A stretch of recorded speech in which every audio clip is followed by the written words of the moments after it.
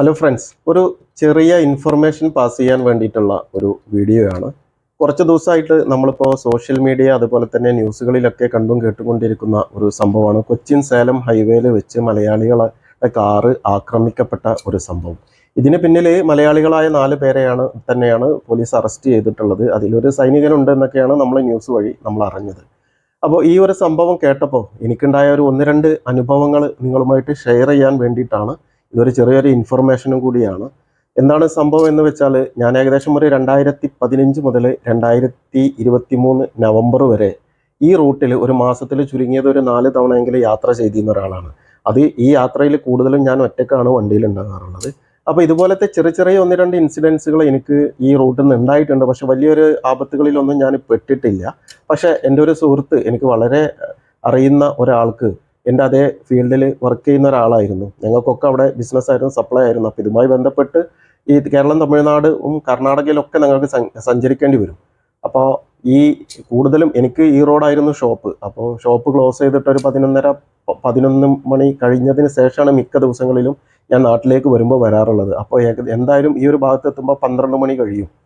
അപ്പോൾ സംഭവം എന്താണെന്ന് വെച്ചാൽ, നമ്മുടെ സുഹൃത്തും പിന്നെ അവരുടെ സ്റ്റാഫും കൂടെ സപ്ലൈ എല്ലാം കഴിഞ്ഞ് തിരിച്ച് പോകുമ്പോൾ ഈ എട്ടിമാടൈ അതുപോലെ തന്നെ ഈ ചാവടി ഭാഗങ്ങളിലാണ് ഈ സംഭവങ്ങൾ കൂടുതലും നടക്കുന്നത്. ഇവിടെ മലയാളികളെ ടാർഗറ്റ് ചെയ്തിട്ട് ഒരു ടീം തന്നെ വർക്ക് ചെയ്യുന്നുണ്ട് എന്നാണ് എനിക്ക് തോന്നുന്നത്.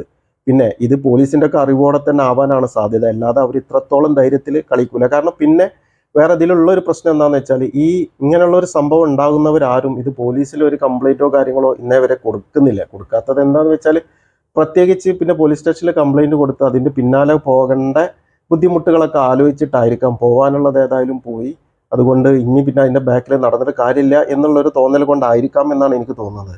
എന്നാലും സംഭവം എന്താണെന്ന് വെച്ചാൽ, ഇവർ ഒരു രാത്രി 2 മണിക്ക് ശേഷമാണ് ഈ ഒരു ചാവടി എന്ന് പറയുന്ന ഭാഗത്തെത്തുന്നത്. 2 പേരാണ് വണ്ടിയിലുണ്ടായിരുന്നത്. അപ്പോൾ ഇവരുടെ അടുത്ത് ക്യാഷ് ഉണ്ട്, ഏകദേശം ഒരു 1 lakh റുപ്പീസിൻ്റെ അടുത്തുണ്ട്. പിന്നെ മൊബൈൽ ഫോൺ, ഇങ്ങനെയൊക്കെയുള്ള സാധനങ്ങൾ, പിന്നെ സപ്ലൈ കഴിഞ്ഞിട്ടുള്ള കുറച്ച് ബാക്കി സാധനങ്ങളാണ് വണ്ടിയിലുള്ളത്. അപ്പോൾ ഈ ചാവടി എന്നുള്ള സ്ഥലത്ത് എത്തിയപ്പോൾ 6 പേര് 6 പേരും ബുള്ളറ്റാണ്. ബുള്ളറ്റിൽ വന്നിട്ട് അത്യാവശ്യം നല്ല സൈസുള്ള ആളുകളാണ് എന്നാണ് ഇവർ പറഞ്ഞത്. കണ്ടാൽ തമിഴന്മാരുടെ ഏകദേശം ലുക്കാണ് എന്നാണ് പറയുന്നത്.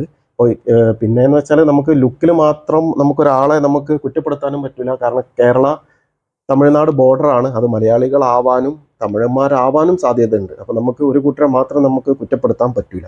ഈ 6 പേര് വന്ന് 6 പേരും വണ്ടിക്ക് ക്രോസ് ചെയ്ത് നിന്ന് ഈ വണ്ടിയിൽ നിന്ന് ഇവരെ വലിച്ചിറക്കി. അതിൽ വലിച്ചിറക്കാന്ന് വെച്ചാൽ, വലിച്ച് ഇറക്കുമ്പോൾ തന്നെ അടി തുടങ്ങുകയാണ് ഇവർ.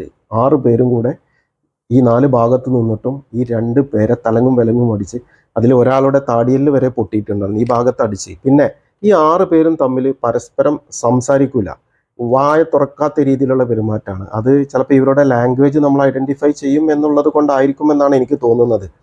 അങ്ങനെ അടിച്ചടിച്ച് ഇവരെ 2 പേരും അവശയാക്കിയിട്ട് ഇവരുടെ അടുത്ത് നിന്ന് വണ്ടിയിൽ നിന്ന് ഈ 1 lakh റുപ്പീസിൻ്റെ അടുത്തുള്ള എമൗണ്ട്, ഇവരുടെ കയ്യിലുള്ള മൊബൈൽ ഫോണ്, കോയിൻസ്, ചില്ലറയുടെ കോയിൻസ് വരെ അവർ എടുത്തിട്ട് ഇവർ പോയി. പിന്നെ അവിടെ കിടന്ന് പിന്നെ കുറച്ച് കഴിഞ്ഞപ്പോൾ ഇവർ ആകെ പേടിച്ച് പറച്ച്, സത്യം പറഞ്ഞാൽ ഇവർക്ക് എന്താ സംഭവിച്ചത് എന്ന് പോലും അറിയുന്നില്ല. ഒരു 6 വണ്ടി വരുന്നു, ബ്ലോക്ക് ചെയ്യുന്നു, അടിയോടടിയാണ്. ഇതിലാകെ പേടിച്ച് പിന്നെ കുറച്ച് കഴിഞ്ഞപ്പോൾ ഏതോ കേരള വണ്ടി എന്നോ വന്നപ്പോൾ ഇവർ കൈ കാണിച്ച് നിർത്തി, കാര്യങ്ങളൊക്കെ പറഞ്ഞ് അങ്ങനെ ഇവർ പിന്നെ ഹോസ്പിറ്റലിൽ പോയി. ഇങ്ങനെയൊക്കെയാണ് ആ സംഭവം കഴിഞ്ഞിട്ടുള്ളത്. അപ്പോൾ എന്താണ് ഇതിൻ്റെ പിന്നെ ഞാൻ ഈ ഒരു ഇൻഫർമേഷൻ പാസ് ചെയ്യാനുള്ള കാരണം എന്താണെന്ന് വെച്ചാൽ, ഈ ഒരു റൂട്ടിൽ രാത്രി ഒരു 12 മണി മുതൽ പുലർച്ചെ ഒരു 4 മണി വരെ നിങ്ങൾ ദയവ് ചെയ്തിട്ട് ഈ റൂട്ടിൽ പോകുന്നവരാണെങ്കിൽ ഈ ഒരു സമയം ഒഴിവാക്കുക. പ്രത്യേകിച്ച് ഒറ്റക്കും 2 പേരുമായിട്ട് പോകുന്നവർ, പിന്നെ വണ്ടിയിൽ ഒരു 6-7 പേരൊക്കെയുള്ള വലിയ വണ്ടികളൊക്കെ ആയിട്ട് പോകുന്നവരൊക്കെ ആണെന്നുണ്ടെങ്കിൽ കുഴപ്പമില്ല. അപ്പോൾ ചെറിയ വണ്ടി സിംഗിളായിട്ടും അതുപോലെ തന്നെ ഒരാളൊക്കെ വെച്ച്, പിന്നെ പ്രത്യേകിച്ച് ഫാമിലിയുമായിട്ടുള്ള ട്രിപ്പുകളൊക്കെ പോവുകയാണെന്നുണ്ടെങ്കിൽ ഈ റൂട്ടിലൂടെയുള്ള യാത്ര ഈ ഒരു സമയത്ത് രാത്രി ഒരു 12 മണി മുതൽ പുലർച്ചെ 4 മണി വരെയുള്ള യാത്രകൾ ഒഴിവാക്കുക എന്നാണ് എനിക്ക് നിങ്ങളോട് പറയാനുള്ളത്. അതുപോലെ ഉള്ള മറ്റൊരു സംഭവം, അതെൻ്റെ സ്റ്റാഫിനുണ്ടായതാണ് ഈറോഡ് റെയിൽവേ സ്റ്റേഷനിൽ നിന്ന്. ഇവന് രാത്രി 1:30 ട്രെയിൻ വന്ന് ഈറോഡ് റെയിൽവേ സ്റ്റേഷനിൽ ഇറങ്ങി.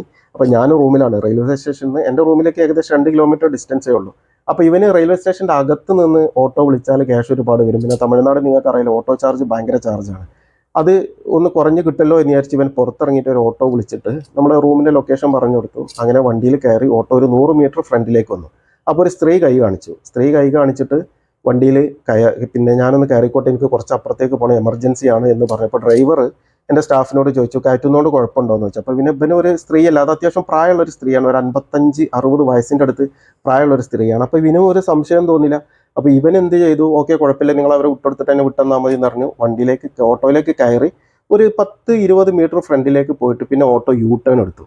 അപ്പോൾ യു ടേൺ എടുത്തപ്പോൾ ഇവൻ ചോദിച്ചു എന്തിനാണ് യു ടേൺ എടുക്കുന്നത്, ഇവരെ പറഞ്ഞ സ്ഥലം അപ്പുറത്തല്ലേ എന്ന് പറഞ്ഞു. ഓക്കെ ഒരു മിനിറ്റ് എന്നും പറഞ്ഞിട്ട് പിന്നെ വണ്ടി ഈ ഓട്ടോ നിർത്താതെ ഈ റെയിൽവേ സ്റ്റേഷൻ്റെ അതേ റൂട്ടിലേക്ക് വന്നിട്ട് അവിടുന്ന് ഏകദേശം ഒരു 2 കിലോമീറ്റർ പോയിട്ട് ഒരു ഒഴിഞ്ഞ സ്ഥലത്ത് വണ്ടി എത്തുമ്പോൾ, അപ്പോൾ ഈ പോകുന്ന സമയത്തൊക്കെ ഈ ഓട്ടോയിൽ ഇരുന്നിട്ട് ഈ സ്ത്രീ മൊബൈലിൽ ഏതൊക്കെയോ കോഡ് ഭാഷയിൽ എന്തൊക്കെയോ പറഞ്ഞു കൊടുക്കുന്നുണ്ട്. സത്യം പറഞ്ഞാൽ ഇവൻക്കത് മനസ്സിലായിട്ടില്ല, ഇവരുടെ സ്ഥിരമായിട്ടുള്ള കോഡായിരിക്കും. ഈ ഒരു സ്ഥലത്ത് എത്തിയപ്പോൾ ഇതുപോലെ തന്നെ ഒരു 5 പേര് ബൈക്കായിട്ട് വന്നിട്ട് ഓട്ടോ വളഞ്ഞു ഇവനെ ഓട്ടോ ഒന്ന് വലിച്ച് പുറത്തിറക്കി. ഇവനെ വലിച്ച് പുറത്തിറക്കിയ പാടന്നെ ഈ ഓട്ടോ ഡ്രൈവറും ആ സ്ത്രീയും അവിടുന്ന് സ്കൂട്ടായി. ഇവനെ അവിടുന്ന് പിന്നെ ഇവനാള് ഒരു സ്കെൽറ്റായിട്ടുള്ളൊരു പയ്യനാണ്. 5 പേര് വന്ന് തടിയും വണ്ണുള്ള ഒരു 5-6 പേര് വന്നാൽ തന്നെ ആ ഒരു സമയത്ത് രാത്രി 2 മണി സമയത്തൊക്കെ നമ്മൾ നേരക്ക് വന്നാൽ തന്നെ നമ്മൾ പേടിച്ചു പോകും. ഇവനെ ഇതുപോലെ തന്നെ 4 അടിയൊക്കെ അടിച്ച് ഇവൻ്റെ കയ്യിലുണ്ടായിരുന്ന മൊബൈലും പിന്നെ ഇവൻ്റെ ബാഗ് അതുപോലെ തന്നെ ക്യാഷായിട്ട് ആകെ ഒരു 1000 രൂപ എന്തോ കയ്യിലുണ്ടായിരുന്നുള്ളൂ. പിന്നെ അത് കൂടാതെ ഇവൻ്റെ കയ്യിലൊരു സിൽവറിൻ്റെ ഒരു ചെയിൻ ഉണ്ടായിരുന്നു. അതെല്ലാം പൊട്ടിച്ചിട്ട് അവർ അവിടുന്ന് രക്ഷപ്പെട്ടു. ഇവന് അവിടെ കിടന്ന് ഇവനക്ക് തിരിച്ചിങ്ങോട്ട് വരാൻ പിന്നെ അവിടുന്ന് ഏകദേശം 5 കിലോമീറ്ററോളം ഉണ്ട്, റൂമിലേക്ക് വരാനൊരു വണ്ടിയും കിട്ടുന്നില്ല. ആകെതായിട്ട് ഇവൻ പുലർച്ചെ 3 മണിക്ക് വന്നിട്ട് പിന്നെ കോളിംഗ് ബെല്ലടിച്ച് ഈ ഒരു സംഭവം എന്നോട് പറയാണ്. അപ്പോൾ ഞാൻ അവനോട് ചോദിച്ചത് നീ എന്തിനാ റെയിൽവേ സ്റ്റേഷൻ്റെ പുറത്തുനിന്ന് ഓട്ടോ വിളിച്ചതെന്ന്. അപ്പോൾ ഇങ്ങനെ ക്യാഷ് കൂടുതലാവും എന്നുള്ളത് കൊണ്ടാണ് എന്ന് പറഞ്ഞു. അപ്പോൾ ഇത് പറയാനുള്ള കാരണം എന്താണെന്ന് വെച്ചാൽ മലയാളികളായിട്ടുള്ള ഒരുപാട് പേര് പ്രത്യേകിച്ച് മലപ്പുറം, പാലക്കാട്, കോഴിക്കോട്, കണ്ണൂർ ജില്ലകളിൽ ഉള്ള ഒരുപാട് പേര് ഈ കോയമ്പത്തൂർ, ഈറോഡ്, സേലം ജില്ലകളിലൊക്കെ ബേക്കറി ആയിട്ടും അങ്ങനെ പല പല കച്ചവടങ്ങളും കാര്യങ്ങളൊക്കെ നടത്തുന്നവരുണ്ട്. ഇവർ വണ്ടിയിട്ട് വരുന്നവരും അതുപോലെ തന്നെ ട്രെയിനിന് വരുന്ന ഒരുപാട് പേരുണ്ട്. അപ്പോൾ ഇവരൊക്കെ ഈ കാര്യങ്ങളൊക്കെ ഒന്ന് ശ്രദ്ധിക്കുക. റെയിൽവേ സ്റ്റേഷനിൽ നിങ്ങൾക്ക് പരിചയമുള്ള ആരോടെങ്കിലും രാത്രി ആ സമയത്തൊക്കെ ആണെന്നുണ്ടെങ്കിൽ വണ്ടിയിട്ട് വന്ന് പിക്ക് ചെയ്യാൻ പറയുക. അതല്ല നിങ്ങൾ ഓട്ടോ വിളിക്കുകയാണെന്നുള്ള റെയിൽവേ സ്റ്റേഷൻ്റെ അകത്തുനിന്ന് തന്നെ ഒരു 50 രൂപ കൂടിയാലും അകത്തുനിന്ന് തന്നെ ഓട്ടോ വിളിക്കാൻ ശ്രമിക്കുക. പിന്നെ അത് ഓട്ടോയുടെ നമ്പർ പ്രത്യേകം ഒന്ന് നോട്ട് ചെയ്ത് നിങ്ങൾ ഏതെങ്കിലും നിങ്ങളുടെ ഒരു ഫ്രണ്ട്സിൻ്റെ വാട്സപ്പിലേക്കോ എന്തെങ്കിലും ജസ്റ്റ് ഒന്ന് ഫോർവേഡ് ചെയ്തിടുക. പിന്നീട് എന്തെങ്കിലുമൊക്കെ സംഭവിച്ചാൽ നമുക്ക് നെക്സ്റ്റ് ഡേ എന്തെങ്കിലും ഒരു തെളിവ് ഒരു സ്റ്റേഷനിൽ ഒരു കംപ്ലൈൻറ്റോ കാര്യങ്ങളോ കൊടുക്കുകയാണെന്നുണ്ടെങ്കിൽ അതിന് വേണ്ടിയിട്ടാണ്. അതുപോലെ ഇപ്പോൾ ഈ 2 സംഭവങ്ങൾ ഞാൻ നിങ്ങളായിട്ട് ഷെയർ ചെയ്യാൻ എനിക്ക് നേരിട്ടുണ്ടായിട്ടുള്ള 2 കാര്യങ്ങളാണ്. ഇതുപോലെ ഒരുപാട് സംഭവങ്ങൾ അവിടെ സംഭവിക്കുന്നുണ്ട്. അപ്പോൾ ദയവ് ചെയ്തിട്ട് ഈ വഴി യാത്ര ചെയ്യുന്നവർ ഈ കാര്യങ്ങളൊക്കെ ശ്രദ്ധിക്കുക. അതുപോലെ തന്നെ ടോൾ പ്ലാസ ബേസ് ചെയ്തിട്ട് കുറേ സ്ത്രീകൾ അവിടെ ഉണ്ട്. ഒരു ഐഡൻറ്റി കാർഡൊക്കെ കാണിച്ചിട്ട് ഏതെങ്കിലും കമ്പനിയിൽ ജോലി ചെയ്യുകയാണ്, ഇപ്പോൾ ഇന്ന് ഞങ്ങൾ ലീവാണ് അതുകൊണ്ട് വീട്ടിലേക്ക് പോവുകയാണ്, അപ്പോൾ വണ്ടിയൊന്നും കിട്ടുന്നില്ല, പോകുന്ന വഴിയിലൊന്ന് ഡ്രോപ്പ് ചെയ്യുമെന്ന് പറഞ്ഞിട്ട് ഏതെങ്കിലും ഒരു സ്ഥലം പറയും. അവർ വണ്ടിക്കകത്ത് നിങ്ങൾ കയറ്റിയാൽ നിങ്ങൾ കഴിഞ്ഞു കാര്യം. പിന്നെ അവർ വണ്ടിക്കകത്ത് നിന്നിട്ട് ഇവരുടെ ടീമിന് ഓരോ ഇൻഫർമേഷനും കൊടുക്കും. ഏതെങ്കിലും ആളൊഴിഞ്ഞൊരു പ്രത്യേക സ്ഥലം എവിടെയെങ്കിലും എത്താനാവുമ്പോൾ ഇതുപോലെ തന്നെ വന്ന് നിങ്ങളെ ബ്ലോക്ക് ചെയ്യും, നിങ്ങളെ കയ്യിലുള്ളതെല്ലാം എടുത്തു പോകും. കയ്യിലുള്ളത് എടുത്ത് പോയാലും കുഴപ്പമില്ല, അവർ കൈകാര്യം ചെയ്യുന്നത് ചെറിയ രീതിയിലല്ല, നന്നായിട്ട് കൈകാര്യം ചെയ്ത് നമ്മുടെ ബോധം പോകുന്ന രീതിയിലുള്ള വാർത്ത പരിപാടികൾ എടുത്തിട്ടാണ് ഈ സാധനങ്ങളൊക്കെ ഇവർ തട്ടി എടുത്ത് പോകുന്നത്. അപ്പോൾ ഈ കാര്യങ്ങളൊക്കെ ഒന്ന് ശ്രദ്ധിക്കുക. ഇതിനു വേണ്ടിയിട്ടാണ് ഞാൻ ഈ ഒരു വീഡിയോ ചെയ്തത്. Thank you.